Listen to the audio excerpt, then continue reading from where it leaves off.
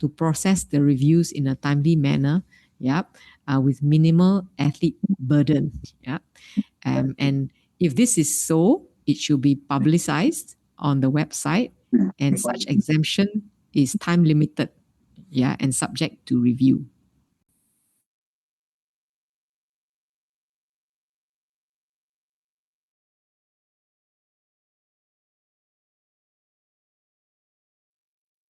Dr. Teo, you are mute. Yeah, you are muted again.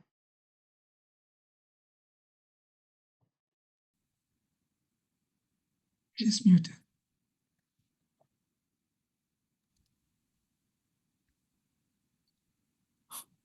Can you hear me again? Yeah, you went Yeah. you went muted for a while. Okay. All right then.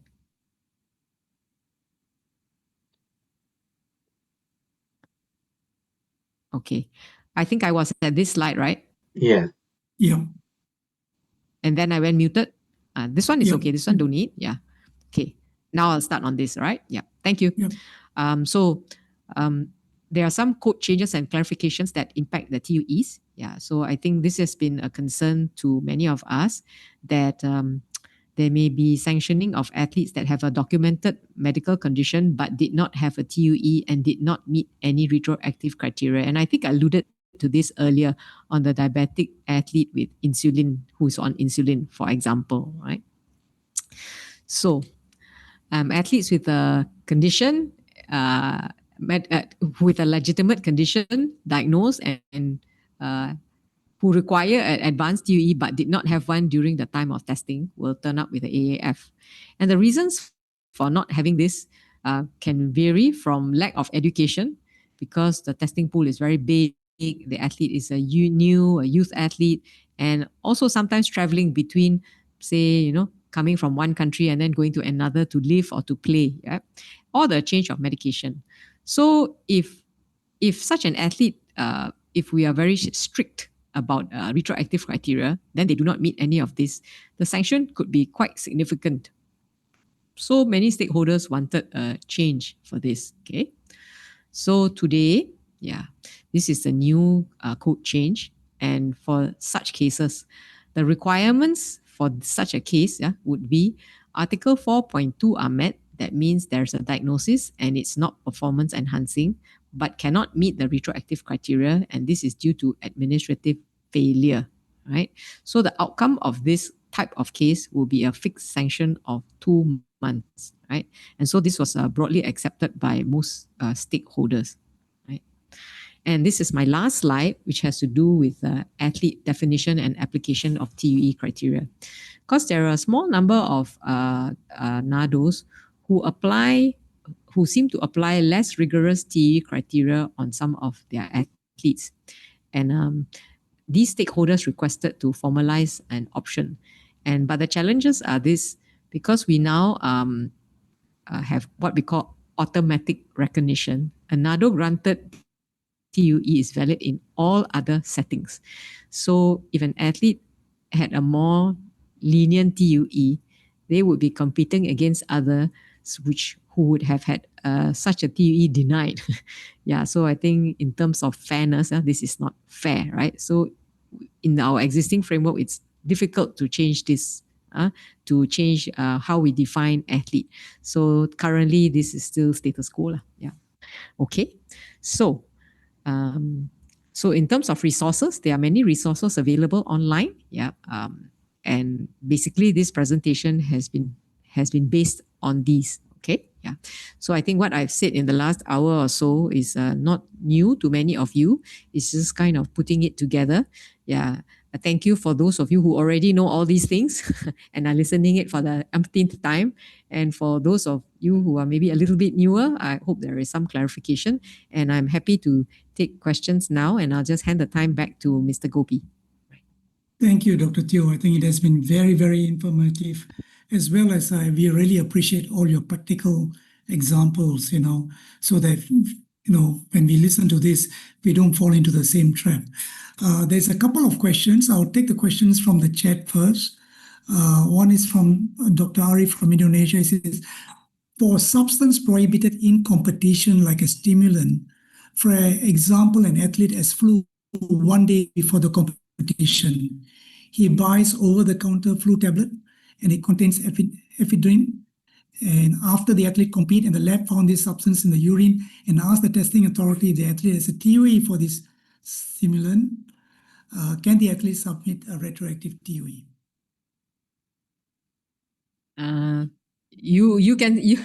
Yes, please do. Yeah, please do submit it. Yeah. So he can still submit a retroactive TOE. Please submit it. Yeah. I don't guarantee the outcome, but yes, please submit it. Okay. Yeah, I think there was basically, but please educate the athlete, right? Yeah, all the OTC. I think this is a big point. I was looking at the Facebook of, I think after the recent Asian Beach Games, I think OCA had a lot of anti-doping posts, right? Reminding athletes, right, about various aspects. So I think this is educating the athlete, right? Yeah. Like I said just now, mothers want to give their children and so on and so forth. Thank you. I did come across one more question. They said, for retro TOE, is it just the medical info or you require all the details that the doctor requires? So I was not very clear with that. So what is to be provided if it's a retroactive TOE, like an emergency one? No, basically any therapeutic use exemption application, whether in advance or retroactive, the TUE panel who is considering it must have all the needful information that can explain the diagnosis and justification of the treatment. So you need a full file. So for example, if you have an asthma patient, right? You have an athlete with asthma. Now, I think because today athletes athletes on inhalers alone, and there are 4 types of substances where you do not require to submit in an advanced TUE. If you use the inhaler, for example, salbutamol, vilanterol, formoterol, and salmeterol, you don't actually need to apply for a TUE if you use it within so many puffs and don't cross the line, right? Yeah. So there is a threshold. However, if, for example, you have an athlete who has got an asthmatic attack today, this morning, and nighttime is going to play badminton competition, right? So you have now used a vial or nebulizer, and I think they come in 2.5 or 5 milligram, and they will have inhaled all that, right? So when you are submitting the TUE, not only must you explain what happened this morning, they had an asthmatic attack, you also need to complete all the spirometry and all, the lung function test and all from before that this athlete actually has got asthma, a history of asthma, Yeah. So I think this is what we mean by a robust file. Yeah. Thank you. Thank you. I think that, I hope, Dr. Nelson, that answers your question. There's one more here. Is it necessary to send an official communication in English to the World Anti-Doping Agency before the formal approval of establishing a national agency? Wow, okay. This is not within TOE, Shoaib, so I think I will not take this question. So this is beyond, this is on governance and stuff like that. Yeah. All right. But I think WADA generally would prefer things to be written, translated into English or French, as a general practice, right? Yeah. Exactly. Yeah. The other question is, in the Asian Games period, if the athlete is in an urgent condition, can you tell me how to apply for TUE to OCA? Okay, I'm not sure someone in OCA can answer this, but basically, from what I understand, ITA is supporting the Asian Games. They don't even want to stick to the 30 days. They said anytime. But as Dr. Teo mentioned, the earlier the better. Okay, the much more earlier the better. Don't even wait for the 30-day period. Yeah. So the forms are on the website for you to apply for it. Yeah. Okay. Okay. Another question: if an athlete has a fever, what medication? Okay. Okay. This is a very generic question. If an athlete has a fever, what medication or drinks are permitted during competition period? I think it is best that he or she see the medical doctor in charge. I'm sure he or she will be able to know. Yeah, Yeah. speak with your if your athlete is unwell. Yeah, please talk Yeah. to your team doctor, or your medical personnel on your team. Yeah, to advise. Yeah.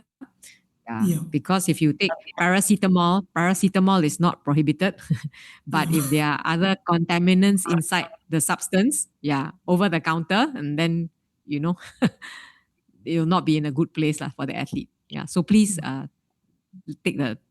talk to the athlete and read the ingredients. So the athlete themselves, sometimes they are overseas, right? So I have athletes sometimes calling me from overseas. And then they take a picture of the ingredients and then say, can I take? Because they are very sick and they're in some place they have to. And then the ingredients are listed.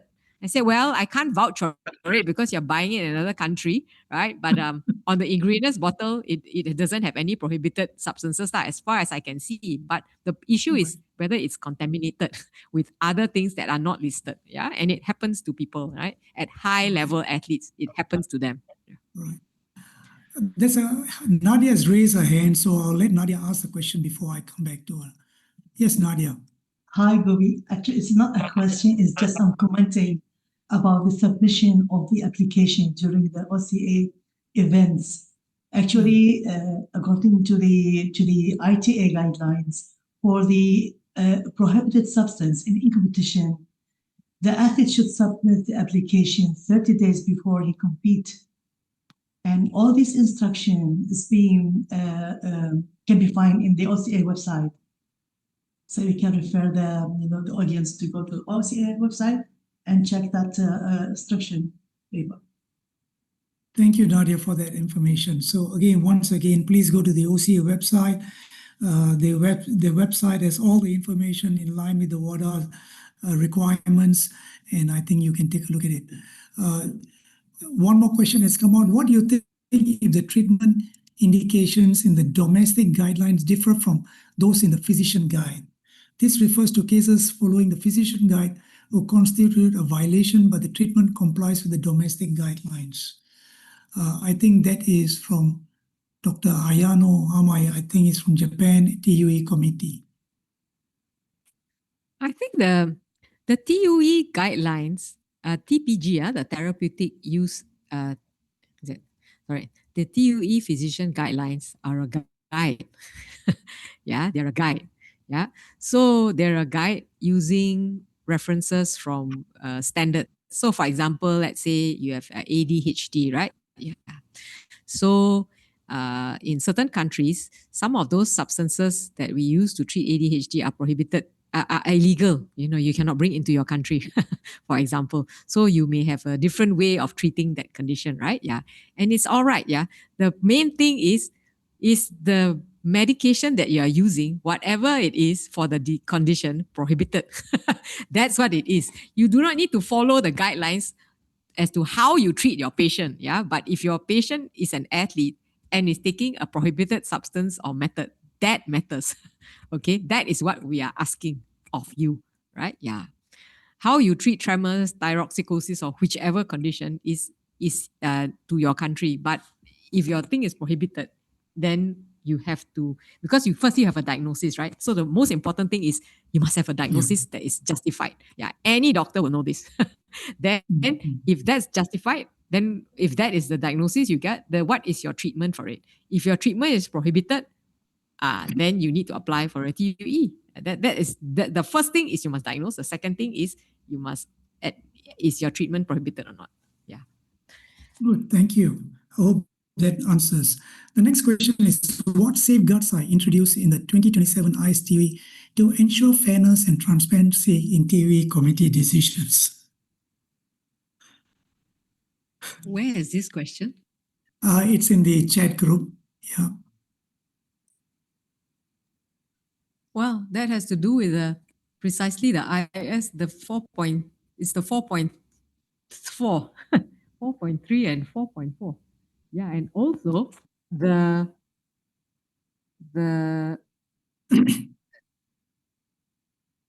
the one where we, forgive me, I just have a mental block. The one where we said it's the manifestly unfair, right? Yeah, 4.3, 4.3, which is now 4.4. Yeah, that's the safeguard. Yeah. Mm. So again, if it, What do you mean if unfair, fairness and transparency? Yeah, that's right. It's in fairness yeah. to the athlete, right? Are you referring to that? I'm not sure if that what uh, Esra said, right? Safeguards are introduced to ensure fairness and transparency in the TUEC committee. Oh, you mean TUEC committee decisions? Whether Yes, the yes. TUEC is fair.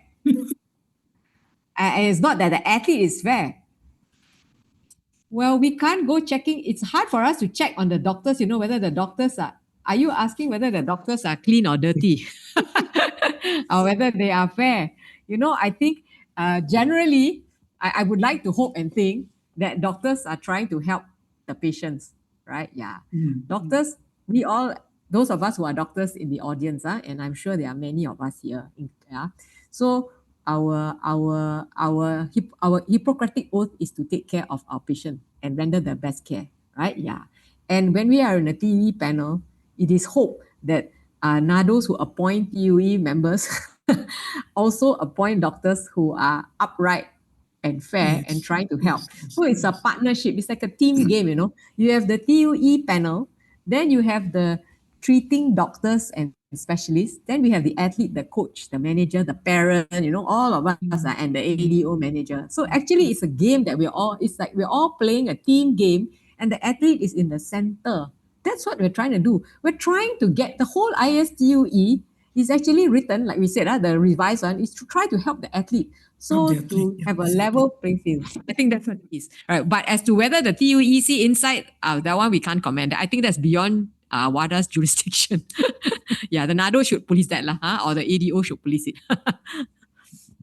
We will take two more questions. I think there's Yeah, two. okay. In exceptional circumstances, 4.3, Yes. it was mentioned that approval has to be elevated to WADA. Is there a process for the submission to WADA and to whom it will be addressed to? Oh, I think the FINADO can just submit it to, can just contact WADA Medical. Yeah. WADA Medical? Yeah, WADA Medical. Because it's a TUE, because it's to do with the TUE, right? You can raise it to WADA Medical. Yeah. Sure. Thank you. And one more last one. What if the out of competition substance is caught during testing, even though the athlete only took that substance for out of competition and cut into in competition? How do we solve that when the positive result is out? I think you did explain it earlier, but you may want to. That means he's taken something out of competition. Yes, yeah. That means yeah. it's allowed out of competition, but it's not allowed in competition. Yeah. Just not to worry. Yeah, just apply. You will apply for the retroactive TUE. Yeah, and 4.1 will apply lah. Yeah, why you just apply it retroactively because the athlete has now turned up with the AAF, an adverse medical finding, so you can apply for retroactive TUE and we will and the TUEC will look at it accordingly lah. Is there a condition? Yeah, must fulfill all the criteria 4.2 A, B, C, D. And then after that, we'll look at 4.1. And if it's exceptional, then it'll be 4.3. Yeah. Okay. All right. Okay, I did say last question, but I think there's one more. There's one more basis as the peer resulted in AF and later applied for retroactive TUE, stating the reason that he was not aware. Ankush, I did not really get your question. All right. Would you want to unmute yourself? Yeah. Hello, everyone. Yeah. Hi, Gobi. Hi, Nadia. Hi. And the speaker of the today's session. I just wanted to ask, because sometimes there is no standard prescribed time limit to apply for a retroactive TUE, as I am aware, as per the guidelines of the TUE. But sometimes we receive applications from few athletes after a period of 6 months or 5 months stating that now I am applying for a retroactive TUE because I was not aware properly. And in some of the cases, they resulted AF also, adverse findings also. But the case is genuine. The doctor has investigated, the doctor has diagnosed the condition, and it was a genuine case for the grant of the TUE, but the athlete was not applied retroactively or not in prospectively also. So I just wanted to, have a view of the expert and the speakers, how to, tackle those I don't think applications. as I recall, I don't think there's a guideline as to when you should apply. You just apply as soon as you need it. Yeah, yes. Apply it as soon as you know it and you need it. And then whether you process it or not is up to your nado lah. Past the point. Because maybe they took a substance 6 months ago, but they never got called up for anything. I think you can decide lah, but there is no prescribed time to apply for a TUE. Sometimes even the AAF, when they get granted AAF, sometimes the whole process administratively, by the time the athlete knows, many months have also passed. These are all the administrative hiccups sometimes that happen. So I don't think there's a timing to it. Yeah. But as soon as they know, they apply. Yeah. Okay, then And then as you a just NADO, process it accordingly. as a NADO, as a TUE manager, we should consider those application for a retroactive TUE. You can if you wish, and then just put it on your file. That's all. Yeah. Just process it accordingly and put it on your file. Yeah. Okay, thank you. But it may not mean anything, It I think doesn't. the only It other may not mean anything. Yeah. In practical, on the ground, it may not mean anything because it's already past the point and is over, right? Yeah. Unless you are going to sanction them, because if Also there's a positive, there's an AAF. The moment they have an AAF, they must immediately go and reply, because there's a results management. Otherwise, you'll be suspending them for 6 months, right? Yeah. If there's an AAF, the moment you say there's an AAF, they have to immediately apply already. If there's an AAF, right? Because the results management will start kicking in. So you have to apply. Yeah. Otherwise, the athlete will be left in suspense for the next 6 months or 8 months, right? Yeah. So that is not good for the athlete at all, right? Yeah. Yeah. You'll be suspended, cannot compete, right? But Yeah. if they forgot, that means I didn't know I took something, and then now I realize, and I want to apply, just to be honest, you can process it accordingly lah, if you so wish. Yeah. Yeah. You can put it on your file. This athlete took this then. That's it for retroactive, right? Good. Thank you. Okay. Thank you. When you say the All right. athlete is not aware, I think one other important thing is with regards to education. All right. When athletes keep saying they're not aware, we got to see what can we do in terms of education. Nadia, did you raise your hand? You had something? Nadia? No? If not, thank you very much, everybody. It has been a fantastic, very informative, very full of practical examples, whether from the TUE admin angle or whether with regards to the different conditions. Dr. Teo, thank you very much. It is actually a pleasure having you here to share all this information. For all of you who said going for the Asian Beach Games. Yeah. You had something, Dr. Teo, to say? Yes, I think, Gobi, we have the webinar, the feedback, I think. There's a QR code for the feedback. Yes. Nadia would like Just give us a Can minute. you Yes. Oh, sorry. see my screen? Yeah. Can you show your sorry. screen? Yeah, I think Nadia wants them. Yes, can you see already?